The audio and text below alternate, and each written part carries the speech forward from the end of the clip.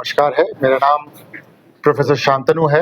मैं जन स्वराज पार्टी का प्रदेश युवा अध्यक्ष हूँ। आज बक्सर जिले में मेरा आना बिहार के हर एक जिले में मेरे कार्यक्रम का एक हिस्सा है, जिसमें मैं बिहार के युवाओं से एक अभियान, एक आंदोलन के तहत मिल रहा हूँ, जिसका नाम है बिहार बदलाव युवा संकल्प।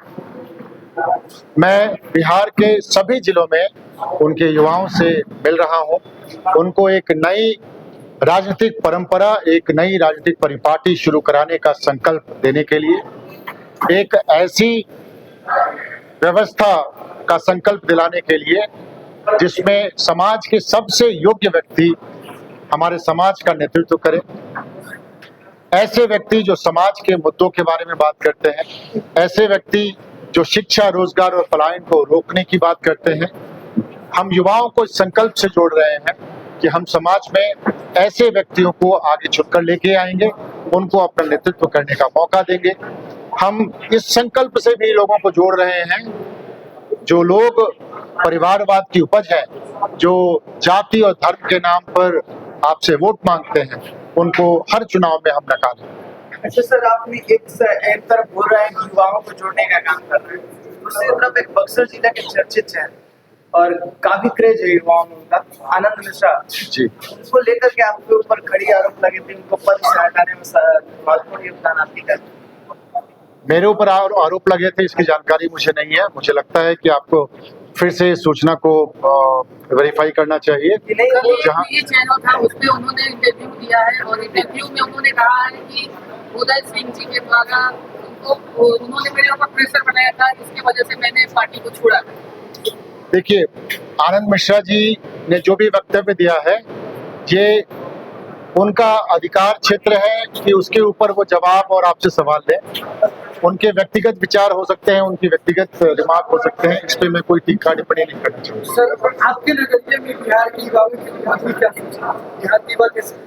देखिए, आज के समय बिहार की जितनी भी राजनीतिक पार्टियां हैं, उन्होंने बिहार के युवाओं को सिर्फ झंडा ढोने वाला या भीड़ इकट्ठा करने वाला समूह मान के छोड़ दिया। बिहार के नेताओं को, बिहार की राजनीतिक पार्टियों को युवाओं की याद तब आती है जब आपको किसी रैली में भीड़ इकट्ठा करना हो या किसी नेता के आगे मोटरसाइकिल का आपको काफिला लेके चलना पड़े। बुराई इसमें नहीं है, क्योंकि युवाओं के पास शक्ति है, ऊर्जा है, आप उनका इस्तेमाल कर सकते हैं। बुराई इस बात में है कि युवाओं का इस्तेमाल करने के बाद आप उनको राजनीति में सक्रिय भागीदारी देने से हिचकते हैं। युवाओं का इस्तेमाल करने के बाद युवाओं के मुद्दों पर आप बात नहीं करते हैं।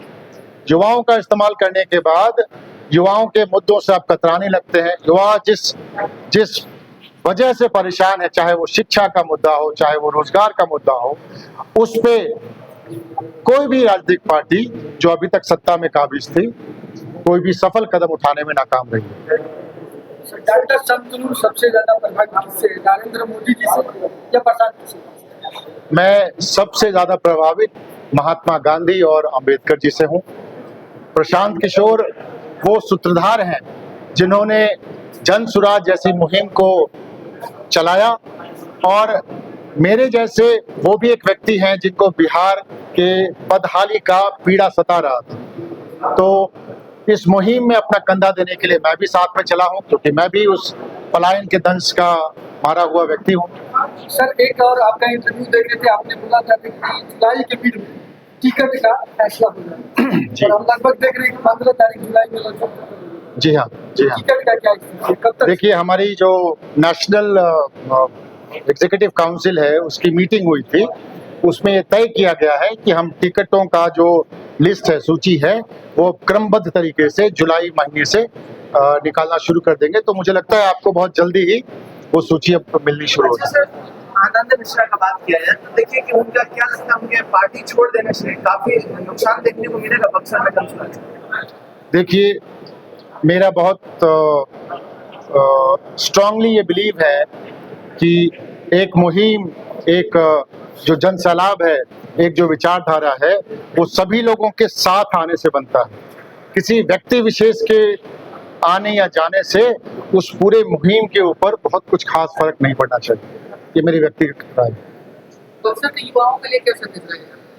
बक्सर के युवाओं के लिए सिर्फ एक संदेश है, और सबसे महत्वपूर्ण वो संदेश ये है कि आने वाले सभी चुनाव में आप योग्य से योग्य व्यक्ति को चुनकर अपने समाज का नेतृत्व दें। आप ऐसे व्यक्तियों को चुनें जो समाज के मुद्दों की बात करते हैं, जो शिक्षा, रोजगार और पलायन को रोकने की बात करते हैं। आपको ऐसे लोगों को नकारना होगा जो परिवारवाद की उपज हैं, जो जाति और धर्म के नाम पे आपसे वोट मांग रहे हैं। तो अगर आपने नेता का चुनाव सही किया, चाहे वो विधानसभा का चुनाव हो, चाहे वो पंचायती राज का चुनाव हो, तब आपके समाज की समस्याओं को आवाज मिलेगी। आप जिस मुद्दे के ऊपर वोट करते हैं, अमूमन वो मुद्दा आपको मिल जाता है। आपने राम मंदिर के नाम पे बीजेपी को वोट दिया, राम मंदिर बन गया है। 5 किलो अनाज के नाम पे आपने मोदी जी को वोट दिया, तो 1 किलो कम करके 4 किलो तो मिल ही रहा है। ठीक है, आपने बिजली के लिए दिया तो बिजली तो आ गई है, नीतीश बाबू को वोट दिया था। लेकिन आपने कब अपने बच्चों की शिक्षा के लिए वोट दिया? अपने बच्चों का चेहरा देखकर इस बार वोट कीजिए। अपने भाई, अपने बेटे, अपने पति का चेहरा जो बाहर मजबूर होकर रोजी रोटी कमाने गया है, उसका चेहरा याद करके आप वोट कीजिए, आपका समाज सुधरेगा। मैं आज के युवाओं से यही एक अपील करता हूं। अच्छा सर, एक क्वेश्चन है कि जैसे कि आपने विधानसभा का कुछ देर पहले जिक्र किया कि विधानसभा में एक बूथ में 10 लोगों को लड़के को, उनको लेकर के आपका मोटिव क्या है कि जनता में क्या चीज, जनता संपर्क करने के लिए आप बूथ केवल संभाल? आपने शायद पूरी बात को अगर सुना तो पूरी बात को आपने सुना नहीं। मैंने कहा कि हम समाज के हर तबके तक, हर बूथ तक जाएंगे, वहां पे जितने भी युवा हैं उनको इस संकल्प से जोड़ेंगे कि आप अपने समाज का नेतृत्व अच्छे और योग्य व्यक्ति को दें। सर, लगातार प्रशांत किशोर जी अभी प्रदेश अध्यक्ष जो भाजपा के, उनका हमलावर और प्रदेश अध्यक्ष की कोई भी उनके खिलाफ टिप्पणी नहीं है, इस पर आपकी क्या प्रतिक्रिया? देखिए, आप मुझे बताइए कि ऐसी कोई भी आरोप या ऐसा कोई भी इल्जाम जो भाजपा के प्रदेश अध्यक्ष जी के ऊपर लग रहा है, क्या वो तथ्यों के बिना नहीं है? सारी चीजें तथ्यों के बिना पर ये की जा रही हैं। अब दिलीप जायसवाल जी अब उस पर चुप्पी साधे हुए हैं क्योंकि उनके पास जवाब देने को कुछ नहीं है, तो ये उनकी मजबूरी है चुप रहना। और जहां तक प्रशांत किशोर जी का सवाल है या जनसुराज का सवाल है, जनसुराज ने लोगों के मुद्दों को हमेशा उठाया है, और इसका सबसे सटीक उदाहरण ये है कि हमने जब पिछले 3 साल से कहना शुरू किया कि भाई वृद्धावस्था पेंशन कम से कम 2000 रुपए होना चाहिए, तो अब सरकार मजबूर होकर उसको आंशिक रूप से 1100 रुपए बढ़ा के गई है। जब हमने ये जनता को बताना शुरू किया कि नीतीश बाबू अपनी वादा खिलाफी कर रहे हैं कि 94 लाख जो गरीब परिवार हैं, जो पिछड़े परिवार हैं, उनको उन्होंने वादा किया था कि 2 लाख रुपए की अनुदान राशि देंगे, वो नहीं दे रहे हैं, तो अब 10 दिन पहले जाके उन्होंने उस बात को स्वीकारा है। तो कहने का मतलब यह है कि अगर आपके पास मुद्दे सही हैं, अगर आप तथ्यों पर बात करते हैं, अगर आप जनता के मुद्दों को लेकर आगे चलते हैं, तो सरकार अपनी नीतियों को बदलने के लिए मजबूर होती है। पक्ष में रहने वाला, सत्ता में रहने वाला नेता चुप रहने के लिए विवश होता है, और प्रतिपक्ष में रहने वाले नेताओं की पोल खुलती है। अच्छा सर, चुनाव आयोग का जो वोट वेरिफिकेशन का दौर चल रहा है, उसमें 30 लाख लोगों का बिहार से वोटर लिस्ट से नाम कटने वाला है, उसको लेकर कैसे देखते हैं? देखिए, जब ये नोटिफिकेशन आया था तो जनसुराज ने आधिकारिक रूप से कहा था कि हम इस नोटिफिकेशन का विरोध करते हैं। मेरे सिर्फ 2 ही सवाल हैं। पहला सवाल ये है कि जिस वोटर लिस्ट के रिवीजन की बात हो रही है, उसी वोटर लिस्ट के आधार पर भारत के प्रधानमंत्री चुन के गए हैं। भारतीय जनता पार्टी को यहाँ बिहार की जनता ने एक क्लियर मैंडेट दिया उसी वोटर लिस्ट पे। तो क्या चुनाव आयोग ये मानता है कि उसी गड़बड़ी के आधार पर भारत के प्रधानमंत्री चुन के गए हैं? जी, इसका दूसरा जिस रिवीजन की बात हो रही है, ये एक रूटीन प्रोसेस होना चाहिए था। 1 जनवरी को हर साल SSR होता है, इस साल उस SSR को नहीं किया गया। क्या वजह थी? अगर तब किया जाता तो आपके पास इस रिवीजन को करने के लिए लंबा समय होता, लेकिन चुनाव से ठीक 4 महीने पहले आप आनन फानन में इस पूरी प्रक्रिया को करना चाहते हैं, तो इसमें धांधली की गुंजाइश बहुत ज्यादा है। और जैसा कि आप बता रहे हैं कि 30 लाख लोगों का नाम उसमें शायद कटने वाला है, तो जिस अंदेशे को हम लेकर इसके विरोध में थे, वो शायद सच होता हुआ नजर आ रहा है। सर इस समय बोल रहा है चुनाव आयोग, जब सुप्रीम कोर्ट उससे जवाब मांगा तो चुनाव आयोग बोला है कि जिसमें 14 लाख लोग हैं जो कि मर चुके हैं, उनका भी वोटर लिस्ट में नाम है, और 5 लाख ऐसे लोग हैं कि 2 जगह के निवासी हैं, जैसे कि एक निवासी हैं और दूसरे जगह बसे हैं, तो उसको लेकर के देखिए, इसी कार्य के लिए जो लोग 18 साल से ऊपर हो जाते हैं उनका नाम जुड़ना चाहिए, जो लोग गुजर गए हैं उनका नाम वहां से हटना चाहिए। इस प्रक्रिया, ये तो एक रूटीन प्रक्रिया है। हर साल 1 जनवरी को SSR की रिपोर्ट जारी होती है, उस पे जो लोग मर गए उनका नाम छट जाता है, जो 18 से ऊपर के लोग हैं उनका नाम आता है।